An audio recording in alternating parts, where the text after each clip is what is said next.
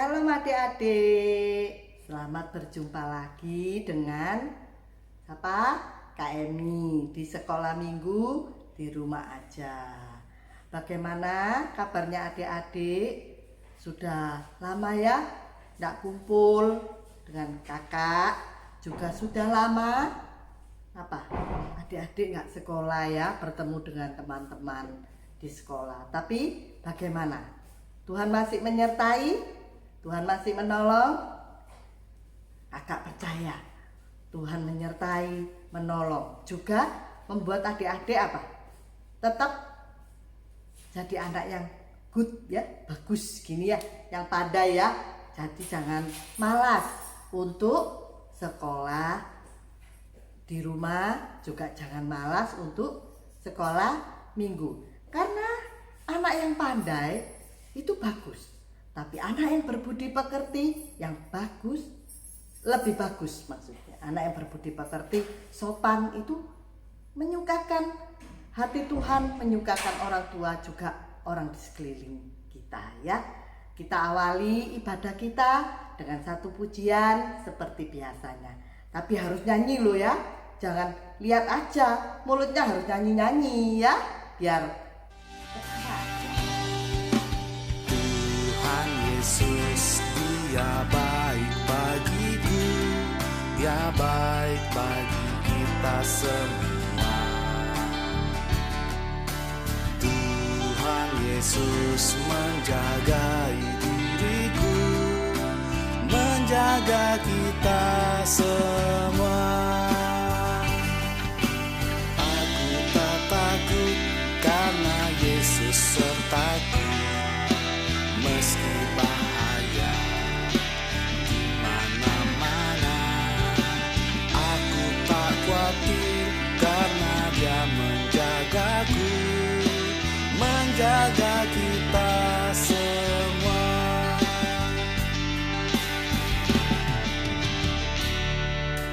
Tuhan Yesus, Dia baik bagiku, Dia baik bagi kita semua.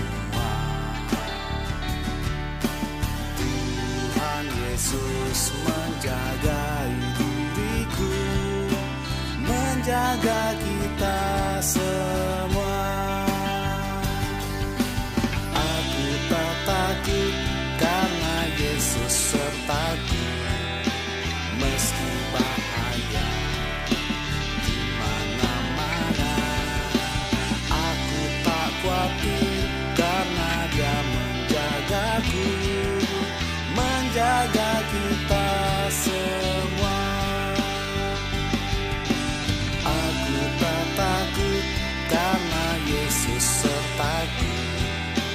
Meski bahaya di mana-mana, aku tak khawatir karena Dia menjagaku, menjaga kita semua.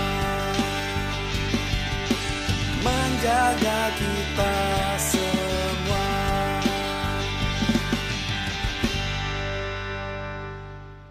adik-adik, sesudah bernyanyi, kakak mau memberikan sedikit video bagaimana menjadi anak yang sangat berguna ya. Jadi jangan mengira kalau kita kecil, kita tidak berguna ya.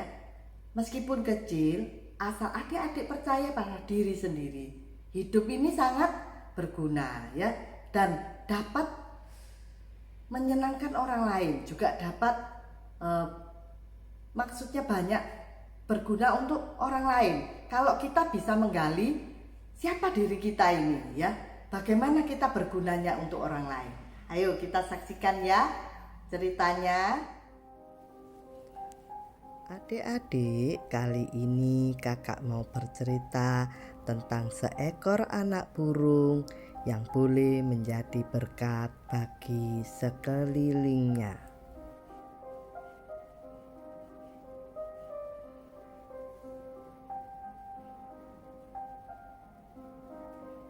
Ada seekor anak burung laut yang mulai disuruh belajar mencari makan oleh ibunya. Tapi anak burung ini manja. Dia minta disuapi seperti biasanya dan tidak mau mencari makan sendiri. Karena lapar, sehingga dia belajar mencari makan sendiri. Ketika dia berusaha mencari makanannya, tiba-tiba datang ombak yang besar sekali. Sejak saat itu, anak burung menjadi takut kalau melihat ombak. Dia tidak berani pergi ke tepi pantai.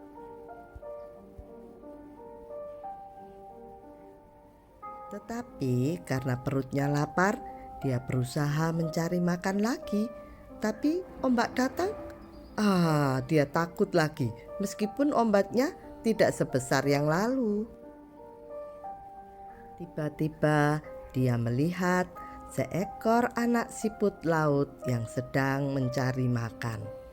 Ternyata siput juga makan kerang seperti dia.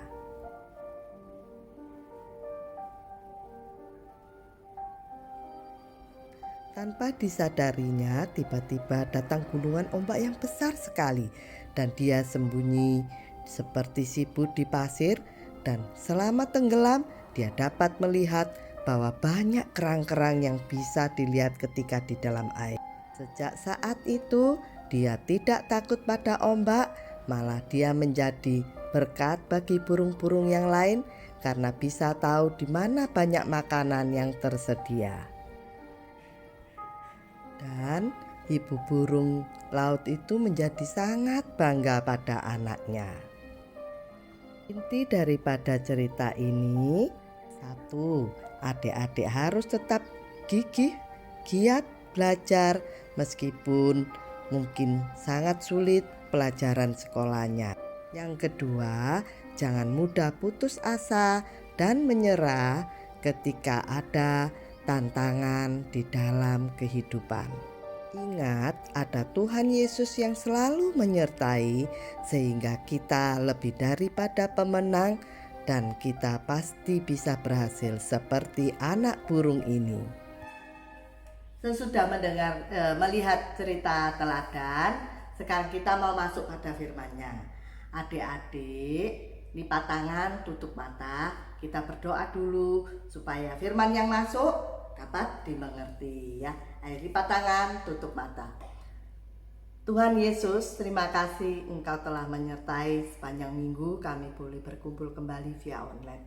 Biarlah Tuhan jamah hati kami Tuhan, mengubahkan kami sehingga hati kami siap ditabur oleh firman-Mu. Dan beracaralah Tuhan sehingga kami kedepannya boleh menjalankan firman yang kami dengarkan menjadi anak yang lebih baik dan anak yang menyukakan Tuhan. Hanya dalam nama Tuhan Yesus kami sudah mengucap syukur dan berdoa. Haleluya. Amin. Adik-adik, ayat hafalan kali ini di dalam Roma 1 ayat 6b. Kamu telah dipanggil menjadi milik Kristus. Sekali lagi, Roma 1 ayat 6b. Kamu telah dipanggil menjadi milik Kristus. Coba adik-adik, kakak mau bercerita bagaimana Tuhan menyiapkan. Cerita ini diambil di dalam Roma 1 ayat 8 sampai 17. Gini ya ceritanya ya. Ada seorang bapak yang bernama Hendra. Dia adalah seorang pelayan misi. Pelayan misi itu memberitakan Injil kemana-mana. Pak Hendra sering melakukan pelayan misi di penjara ya. Orang-orang di penjara yang juga memerlukan motivasi hidup, memerlukan penghiburan bahwa mereka tidak terbuang ya. Satu kali Pak Hendra ini bertemu dengan seorang lelaki ya di dalam penjara itu. Laki-laki itu sedih, murung gitu ya. Terus Pak Hendra lihat gini, kok kasihan ya bapak itu ya, kenapa kok dia murung sekali. Langsung Pak Hendra gini, aku tak berdoa dulu, biar Roh Kudus yang menolong aku supaya firman Tuhan itu waktu diberitakan Bapak itu bisa menerimanya ya. Habis sesudah Pak Hendra berdoa, terus apa? Dengan penuh sukacita dan keberanian, Pak Hendra mendekati laki-laki itu. Dia tanya, "Kamu kok sedih? Kenapa?" Juga bertanya, "Kenapa kamu di penjara?" gitu. Terus terjadilah pembicaraan di antara mereka. Tidak lama, laki-laki ini dengan wajah yang sangat sedih berkata gini, "Aduh, aku adalah seorang yang terhilang." Gitu. Dia bilang gitu.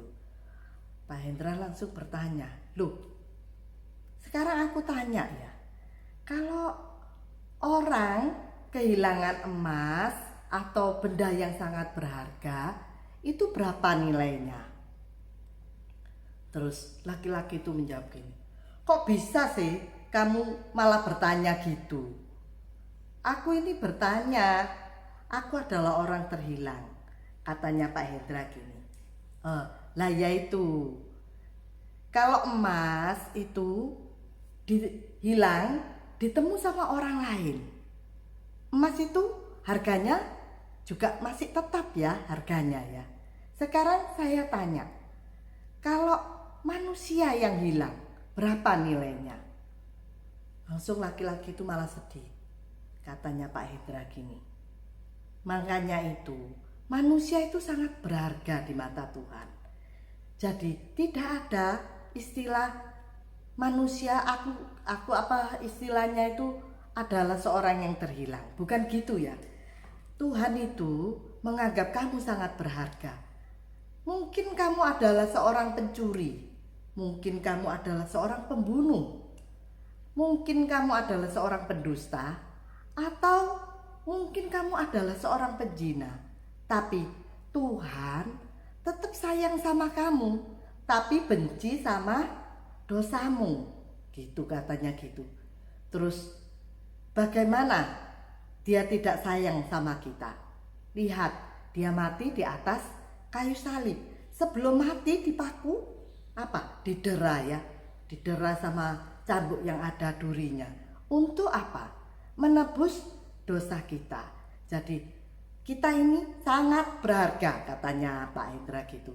Sejak dikasih tahu gitu, lelaki itu tersadar, oh ternyata aku tidak boleh murung ya, aku tidak boleh sedih. Tuhan itu masih menganggap aku orang yang berdosa ini adalah berharga. Aku akan merubah hidupku dan tidak mau berbuat dosa lagi. Setelah beberapa tahun dia keluar dari penjara. Dan waktu dia keluar dari penjara, dia langsung bekerja untuk pekerjaan Tuhan. Dia berapi-api memberitahu pada semua orang bahwa aku ini berharga. Karena siapa yang menolong aku? Tuhan Yesus. Tuhan Yesus menghapus segala dosaku dan menyelamatkan aku, dan tidak membuat aku ini jatuh karena sedih, karena aku merasa tidak berharga. Ternyata aku berharga kalau aku berlaku baik sesuai dengan firman. Jadi adik-adik, inti ceritanya gini ya. Satu ya, Tuhan menyiapkan setiap orang untuk menjadi pengabar Injil tentang keselamatan. Jadi tidak perlu takut dan malu. Yang kedua adalah kita harus siap melayani siapa saja yang membutuhkan untuk mendengarkan kabar keselamatan ya. Dan yang ketiga, kalau kita mengabarkan tentang keselamatan, kita tidak boleh pilih-pilih siapa-siapa yang kita layani, pilih-pilih orang kaya atau miskin, cantik atau jelek, tidak boleh. Kita harus mewartakan kabar Injil kepada siapa saja. Tapi kalian pasti tanya, "Kak, aku masih kecil, masa bisa Kak?" Nah, ada teori kecil juga untuk kalian. Semacam gini ya, kalau makan di depan teman-teman banyak, apa yang kalian lakukan? Harus berdoa ya. Jadi Kalau makan terutama di tempat umum harus berdoa, tapi di rumah juga harus berdoa ya.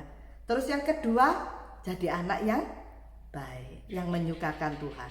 Pasti mereka bisa bertanya, oh anak ini baik, anaknya Tuhan Yesus. Seperti itu ya. Sudah kita mendengarkan firman Tuhan, ayo kita tutup mata.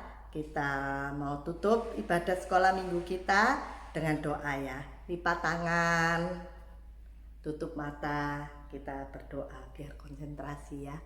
Tuhan Yesus, Engkau Allah yang baik, Bapa yang penuh kasih. Terima kasih Tuhan, kami telah mendengarkan firman-Mu.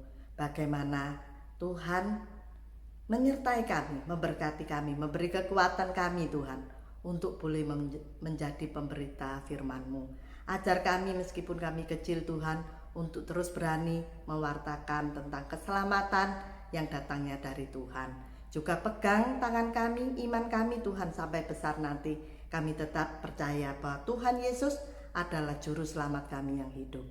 Juga Tuhan saat ini, Tuhan juga menyertai seluruh keluarga kami, di mana Tuhan memberkati dengan kesehatan dan kekuatan untuk melewati epidemi corona dengan tetap sehat. Dan kami juga berdoa Tuhan, biarlah corona boleh cepat berlalu, sehingga kami boleh berkumpul kembali dengan teman-teman seiman kami di gereja. Ya Tuhan Yesus, ke dalam tangan-Mu lah kami berdoa dan mengucap syukur. Haleluya, amin.